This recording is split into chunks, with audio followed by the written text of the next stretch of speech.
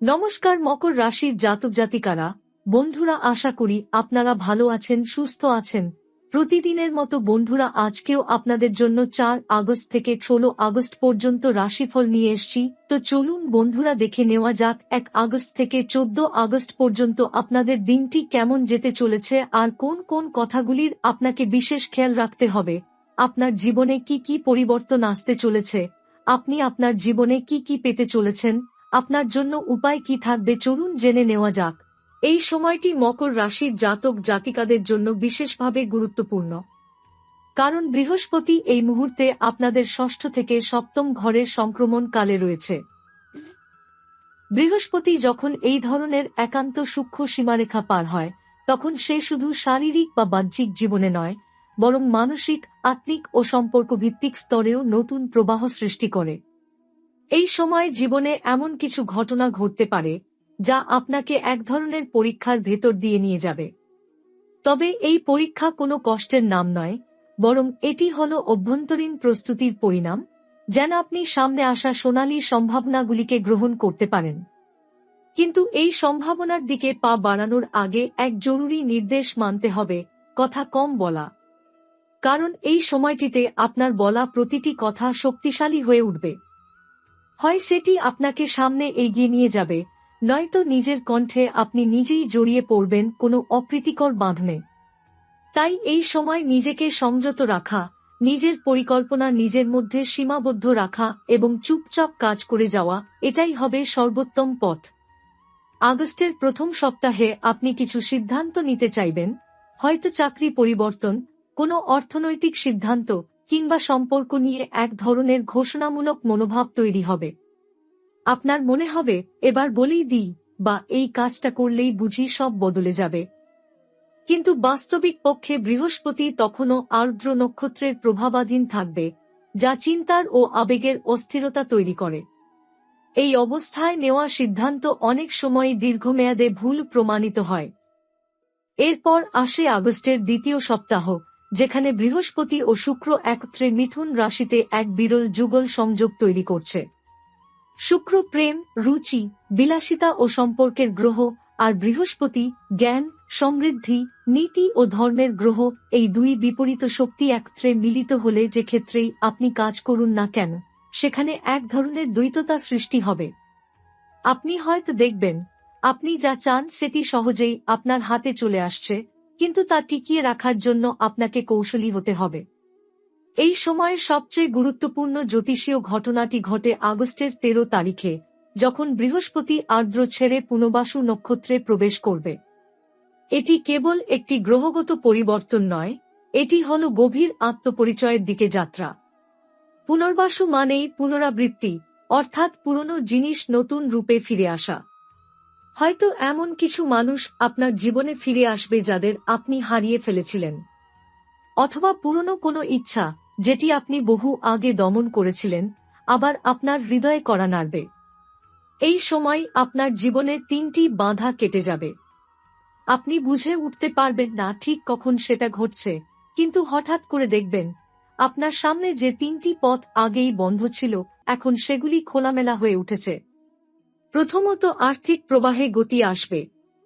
যেসব স্থগিত প্রকল্প বা আয় বৃদ্ধির পরিকল্পনা আপনি ভেবেছিলেন কিন্তু এগোয়নি, এবার সেগুলি নিজে থেকেই কাজ করতে শুরু করবে। দ্বিতীয়ত, সম্পর্কের জট খুলে যাবে। আপনি যাকে ভুল বুঝেছিলেন বা যে আপনাকে এড়িয়ে চলছিল, তার সঙ্গে আবার স্বাভাবিকতা ফিরে আসবে। তৃতীয়ত, আপনার কর্মজীবনের স্থবিরতা কেটে যাবে, হয়তো নতুন কোনো প্রস্তাব বা নিজের ভেতরে নতুন উদ্যম তৈরি হবে। তবে এই পরিবর্তনের মাঝেও একটি সতর্কবার্তা আপনার জন্য: আপনি যা যা করছেন বা যা যা ভাবছেন তা কারো সঙ্গে ভাগ করে নেবেন না। কারণ বৃহস্পতি যখন এইভাবে নিজের শক্তির পরাকাষ্ঠায় থাকে, তখন সে সত্যের দ্বার খুলে দেয়। কিন্তু মানুষ কখনো কখনো প্রস্তুত থাকে না সেই সত্য গ্রহণ করতে। তাই আপনি যদি কিছু আগেভাগে বলে ফেলেন, যেমন কোনো নতুন পরিকল্পনা, কারো সঙ্গে ব্যক্তিগত সম্পর্কের কথা বা ভবিষ্যতের কোনো আর্থিক সিদ্ধান্ত, তা আপনার বিরুদ্ধেও যেতে পারে। মকর রাশির জন্য এই সময়টা সামাজিক পরিচয়ে এক নতুন উচ্চতা এনে দিতে পারে। আপনি যেখানেই যান, যেভাবেই নিজেকে প্রকাশ করেন, সেখানে এক ধরনের আভিজাত্য এবং আস্থা দেখা যাবে। মানুষ আপনার কথায় গুরুত্ব দেবে। কিন্তু এই সময় অতিরিক্ত আত্মপ্রকাশ আপনাকে ঝুঁকির মুখেও ফেলতে পারে। কারণ উচ্চতা যত বেশি হয়, পতনের ভয়ও তত গভীর হয়। এই সময় আপনি হয়তো অনুভব করবেন সবকিছুই আপনার দিকে ফিরে আসছে, যা আপনি হারিয়েছিলেন তা যেন আবার সামনে এসে দাঁড়াচ্ছে। এই অনুভূতির সঙ্গে যদি আপনি ধৈর্য এবং নীরবতা বজায় রাখতে পারেন, তাহলে আগামী ৩ মাসের মধ্যে আপনার জীবন এমনভাবে বদলাতে শুরু করবে যা আপনি হয়তো দীর্ঘদিন ধরে কল্পনাও করেননি। এই সময় বৃহস্পতি পুনর্বাসুর প্রথম পদে প্রবেশ করছে, আর মাসের শেষে দ্বিতীয় পদে যাবে। এই প্রতিটি পদ পরিবর্তনের সময় আপনার ভাগ্যে সূক্ষ্ম এবং পরিলক্ষিত উভয় ধরনের পরিবর্তন হবে। কিছু পরিবর্তন আপনার চোখে ধরা দেবে না, কিন্তু তার প্রভাব আপনি অনুভব করবেন। মনে রাখবেন, বৃহস্পতি শুধুমাত্র ব্যক্তিগত জীবন নয়, সমাজ, শিক্ষা, ধর্ম ও রাজনীতিতেও তার ছায়া ফেলে। তাই আপনি যদি কোনো শিক্ষণীয় পেশার সঙ্গে যুক্ত থাকেন, যেমন শিক্ষকতা, ধর্মীয় কার্য, সাহিত্য বা প্রশাসনিক কাজ, তাহলে এই সময় আপনার সৃজনশীলতা এবং নীতিশক্তি এক নতুন মাত্রা পাবে। এবার আপনাকে যদি এই সময়ের জন্য একটি উপদেশ দেওয়া হয়, তবে তা হবে, মুখ বন্ধ রাখুন। নিজের জীবনের শুভ ঘটনা বা সম্ভাব্য উদ্যোগ কাউকে আগেভাগে বলবেন না। আপনি জানেন না কে আপনার কথা নিয়ে কোথায় যাচ্ছে, কিভাবে তার ব্যাখ্যা দিচ্ছে বা সেটিকে ব্যবহার করছে। এই সময় আপনার কথা যদি ভুলভাবে কারো কানে পৌঁছে যায়, তবে আপনার সম্ভাব্য লাভ ক্ষতিতে পরিণত হতে পারে। এই সময় বৃহস্পতি অবস্থান করছে মিথুন রাশিতে, অর্থাৎ মকর থেকে গণনা করলে এটি হয় ষষ্ঠ ঘর। ষষ্ঠ ঘরকে জ্যোতিষশাস্ত্রে বলা হয় শত্রু, ঋণ, রোগ ও প্রতিযোগিতার ঘর। কিন্তু বৃহস্পতি যখন সেখানে থাকে, তখন এই ক্ষেত্রগুলোতে হঠাৎ একরকম সাফল্য আসতে শুরু করে। অর্থাৎ আপনি যাদের শত্রু বলে ভাবতেন, তাদের থেকে কোনো আশ্চর্য সমর্থন আসতে পারে। আপনি যে প্রতিযোগিতায় বহুদিন ধরে জয় পাচ্ছিলেন না, এবার সেখানে সহজেই বিজয় আসতে পারে। এমনকি দীর্ঘদিন ধরে যে ঋণের বোঝা মাথায় ছিল, হঠাৎ করেই সেই ঋণ আপনি শোধ করতে পারবেন, অথবা সেই সমস্যা নিজেই মিটে যাবে। এই সময়টা তাই বহু অর্থে ক্লিনজিংয়ের সময়। মানে আপনি নিজের জীবন থেকে এমন কিছু বোঝা নামিয়ে ফেলতে পারবেন, যা আপনাকে এতদিন ধরে পিছনে টেনে রেখেছিল। তবে শর্ত একটাই, আপনাকে নীরব থাকতে হবে, পরিকল্পনা গোপন রাখতে হবে, এবং চটজলদি কোনো প্রতিক্রিয়া দেওয়া থেকে বিরত থাকতে হবে। মকর রাশির জাতক জাতিকারা সাধারণত পরিশ্রমী, ধৈর্যশীল এবং বাস্তববাদী হন। তাদের জীবনে কোনো কিছু হঠাৎ আসে না, ধীরে ধীরে আসে, কিন্তু যা আসে তা স্থায়ী হয়। তাই এই সময় আপনাদের জন্য সুবর্ণ সুযোগ এনে দেবে, যদি আপনারা সেই সুযোগকে ধৈর্য ও কৌশলে গ্রহণ করেন। এখন আপনি যদি মনে করেন, আমি এতদিন অপেক্ষা করেছি, এবার চারিদিকে বলে দিই যে আমার জীবনে কি কি ঘটতে চলেছে, তবে সেটি হবে মারাত্মক ভুল। কারণ বৃহস্পতি এই মুহূর্তে এমন এক গোপন গতিতে চলছে, যেখানে বলার আগে ভাবা নয়, ভাবলেও চুপ থাকা হবে শ্রেষ্ঠ উপায়। আপনি যদি এই সময় কারো ওপর ভরসা করে নিজের পরিকল্পনা খুলে বলেন, যেমন নতুন চাকরির চেষ্টা, গোপন সম্পর্ক, ব্যবসার পরিকল্পনা কিংবা ভবিষ্যতের অর্থনৈতিক সিদ্ধান্ত, তবে তা অন্যের কানে গিয়েই আপনার জন্য সমস্যা তৈরি করতে পারে। এই সময় কথার চেয়ে কাজ বেশি বলবে। আপনাকে মনে রাখতে হবে, বৃহস্পতি এখন শব্দের বিচারক, সে আপনার বলা প্রতিটি বাক্যকে মূল্যায়ন করছে। এছাড়া এই সময় বৃহস্পতি পুনর্বাসু নক্ষত্রে প্রবেশ করছে, যা হল এক প্রকার আত্মপ্রত্যাবর্তনের চিহ্ন। আপনি অনেকেই হয়তো মনে মনে ভাবছেন, আমি আমার পুরনো স্বপ্নটা আবার শুরু করব, অথবা যেটা আমি আগে করতে পারিনি, এখন আবার করব। এই সময় ঠিক সেই কাজের জন্য আদর্শ। বহু বছর আগে আপনি যে ইচ্ছাটি গোপন করে রেখেছিলেন, তা আবার জেগে উঠবে, এবং এবার আপনি দেখবেন সেই পথ খুলে গেছে। যারা মকর রাশির জাতক, তাদের এই সময় সম্পর্কের দিক থেকেও একদম নতুন চিত্র দেখা দেবে।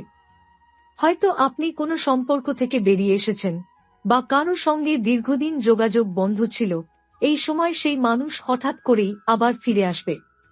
কিন্তু আপনাকে জানতে হবে, ফিরিয়ে আনা মানেই সব আবার আগের মতো হবে না। আপনাকে ভাবতে হবে, এই মানুষটির ফিরে আসা কি সত্যিই আমার জীবনে স্থায়ী কিছু আনবে, নাকি আবার নতুন জটিলতা তৈরি করবে। যদি আপনি বিবাহিত হন, তাহলে এই সময় জীবনসঙ্গীর সঙ্গে সম্পর্ক আরও মজবুত হবে। এমনকি যদি আগে থেকে কিছু সমস্যা থেকেও থাকে, তাহলে এই সময় নিজেদের মধ্যে বোঝাপড়ায় এক নতুন আলো আসবে। কিন্তু যদি আপনি অবিবাহিত হন এবং নতুন কোনো সম্পর্কে যেতে চান, তাহলে অন্তত 16 আগস্ট পর্যন্ত অপেক্ষা করাই শ্রেয়। কারণ শুক্র ও বৃহস্পতির সংযোগ যতটা প্রেমময়, ততটাই বিভ্রান্তিকর হতে পারে, বিশেষ করে যখন মিথুন রাশিতে এই যোগ হয়, যা দ্বৈত স্বভাবের প্রতিনিধিত্ব করে। আরও একটি গুরুত্বপূর্ণ দিক হল স্বাস্থ্য। বৃহস্পতি ষষ্ঠ ঘরে থাকার ফলে অনেকের ক্ষেত্রে পুরনো স্বাস্থ্য সমস্যা হঠাৎ করেই চলে যেতে পারে। যেমন দীর্ঘদিন ধরে চলা মাথা ব্যথা, হজমের সমস্যা, মানসিক ক্লান্তি, এগুলো আপনি ধীরে ধীরে নিয়ন্ত্রণে আনতে পারবেন। কিন্তু সেই সঙ্গে নতুন কিছু অসুবিধাও হঠাৎ করে দেখা দিতে পারে, বিশেষ করে যারা অতিরিক্ত উদ্বেগে ভোগেন বা যাদের ঘুমের সমস্যা আছে, তারা একটু সাবধানে থাকুন। কারণ বৃহস্পতির এই চলন মনস্তাত্ত্বিকভাবেও আমাদের চাপে ফেলে দিতে পারে, বিশেষ করে যখন আমরা নিজের ভেতরের পরিবর্তনকে বুঝে উঠতে পারি না। এই সময় এমন অনেক ঘটনা ঘটবে, যা বাইরের দুনিয়ায় খুব বড় কিছু নয়, কিন্তু আপনার ভেতরের পৃথিবীতে এক মহা পরিবর্তনের সূচনা করবে। আপনি হয়তো অফিসে গিয়ে দেখলেন, যে সহকর্মী আপনাকে এতদিন অগ্রাহ্য করত, সে আজ হঠাৎ করে সাহায্যের হাত বাড়িয়ে দিল। কিংবা আপনি যে কাজটি বহুদিন ধরে শুরু করতে পারছিলেন না, হঠাৎ করে সেই কাজের অনুমোদন এসে গেল। আবার আপনি হয়তো কোনো বিশেষ দিনে এমন একজন মানুষের সঙ্গে দেখা করবেন, যার সঙ্গে এক গভীর আত্মিক সংযোগ অনুভব করবেন, যদিও আপনারা একে অপরকে মাত্র 5 মিনিট চিনলেন। এই সময়ে সবচেয়ে বড় বার্তা হল, আপনার ভাগ্য আবার তার নিজের পথে উঠতে শুরু করেছে। আপনি নিজে যে পরিশ্রম করেছেন, তা এবার নিজেই আপনার পক্ষে কথা বলবে। আপনাকে আর কারো কাছে কিছু প্রমাণ করতে হবে না। শুধু নিজেকে চুপ করে নিজের কাজ করে যেতে হবে। এই অবস্থান কর্মক্ষেত্রের জন্য খুবই তাৎপর্যপূর্ণ। ষষ্ঠ ঘর মানে হল আপনার চাকরি, কর্মনিষ্ঠা, প্রতিযোগিতা এবং দায়দায়িত্বের জায়গা। এখানেই যদি বৃহস্পতি প্রবেশ করে, তাহলে ধরে নেওয়া যায়, কর্মক্ষেত্রে আপনি কিছু অসাধারণ লাভের মুখোমুখি হবেন, তবে সেটি চুপচাপ, ধীরে ধীরে এবং কৌশলের মাধ্যমে ঘটবে। বহু মকর রাশির জাতক আছেন, যারা দীর্ঘদিন ধরে কোনো কাজ করছেন, তবু মনে করছেন সঠিক স্বীকৃতি পাচ্ছেন না। কিংবা এমনও অনেকে আছেন, যারা নতুন কিছু শুরু করতে চাইলেও কোথাও গিয়ে আটকে যাচ্ছেন। এই সময় আপনার চারপাশে কিছু অদৃশ্য হাত কাজ করতে শুরু করবে। আপনি হয়তো ভাবতেও পারবেন না, কোন কোন জায়গা থেকে হঠাৎ করে আপনার দিকে সাহায্যের হাত বাড়িয়ে দেওয়া হবে। অফিসের সিনিয়র, পুরনো সহকর্মী, এমনকি বহুদিন যোগাযোগ না থাকা কেউ হঠাৎই আপনাকে কোনো গুরুত্বপূর্ণ তথ্য, রেফারেন্স অথবা সুযোগের কথা জানাবে, যা আপনার ভবিষ্যৎ বদলে দিতে পারে। এই সময়ের একটি বিস্ময়কর বৈশিষ্ট্য হল, আপনি যেসব কাজ অন্যদের জন্য করেছেন, অথচ তার প্রতিদান কখনোই পাননি, সেই কাজগুলির মূল্য এবার আপনি পেতে শুরু করবেন। বৃহস্পতি হল ধর্ম বা নীতির গ্রহ, এবং সে কারো পরিশ্রম কখনোই বৃথা যেতে দেয় না। তাই আপনি যদি অতীতে কোনো সহকর্মীর ভুল ঢাকা দিয়েছেন, কারো দায়িত্ব নিজের কাঁধে তুলে নিয়েছেন, বা অফিসে অন্যদের চাপে থেকেও ধৈর্য ধরে কাজ চালিয়ে গেছেন, তাহলে এবার বৃহস্পতি আপনাকে পুরস্কার দিতে প্রস্তুত।